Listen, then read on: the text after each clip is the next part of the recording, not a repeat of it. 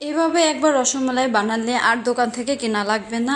এটা খেতে খুবই মজা এবং অল্প কিছু পরিমাণে এটা তৈরি করা যায়। চলেন দেরি না করে আমরা ভিডিওটা শুরু করি। এটা অবশ্যই একবার হলে আপনারা বাসায় ট্রাই করবেন, এটা খেতে খুবই মজা করবেন। চলেন দেরি না করে ভিডিওটা শুরু করি। আমি এখানে আগে থেকে ছানা কেটে রেখে দিয়েছিলাম। আপনারা তো জানেন কিভাবে ছানা কাটতে হয়।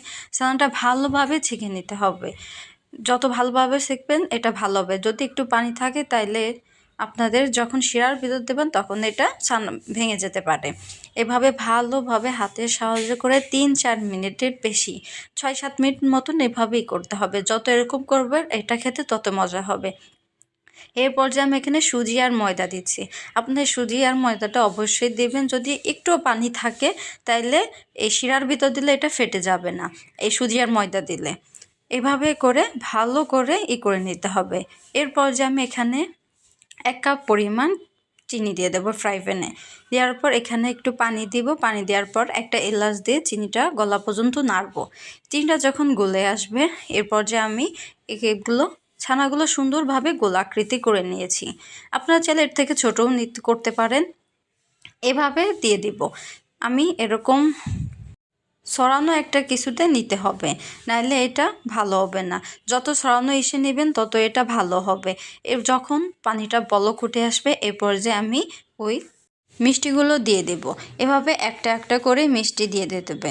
মিষ্টি দেওয়া শেষ হয়ে গেলে অবশ্যই ঢাকনাতে ঢেকে দিতে হবে। আপনার এটা ঢাকনাতে ঢেকে দিলে এটা খেতে খুবই মজা হবে। ঢাকনাতে না ঢাকলে মিষ্টির ভিতর রসও যাবে না এবং শিরাও যাবে না। এভাবে 3-4 মিনিট করে চাল দেওয়ার পর এরপর যে আমরা এখানে গরম পানি দিতে হবে। অবশ্যই আরেকটা চুলায় আপনারা গরম পানি বসায় রাখবেন।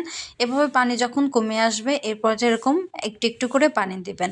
আমি এখানে 3-4 করে একটু একটু করে পানি দিয়েছি। এখানে অবশ্যই পানি দিতে হবে, নাহলে পানি শুকাই গেলে মিষ্টিটা নিচে লেগে যেতে পারে।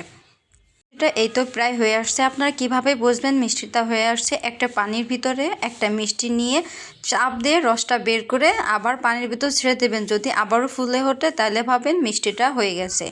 এই তো আমাদের আগে থেকে আমি 2টা জাল দিয়ে রেখেছিলাম। এরপর যে আমি আবারও চুলায় বসিয়ে মিষ্টিগুলো দিয়ে দেব। এটা দেওয়ার পর এখানে 1-2 মিনিট করে ভালোভাবে জাল দিয়ে নিতে হবে।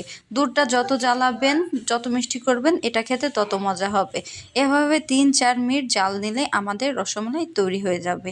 এই তো দেখেন আমাদের রসমালাই তৈরি হয়ে গেছে। এটা খেতে খুবই মজা। আপনারা একবার হলেও বাসায় ট্রাই করবেন।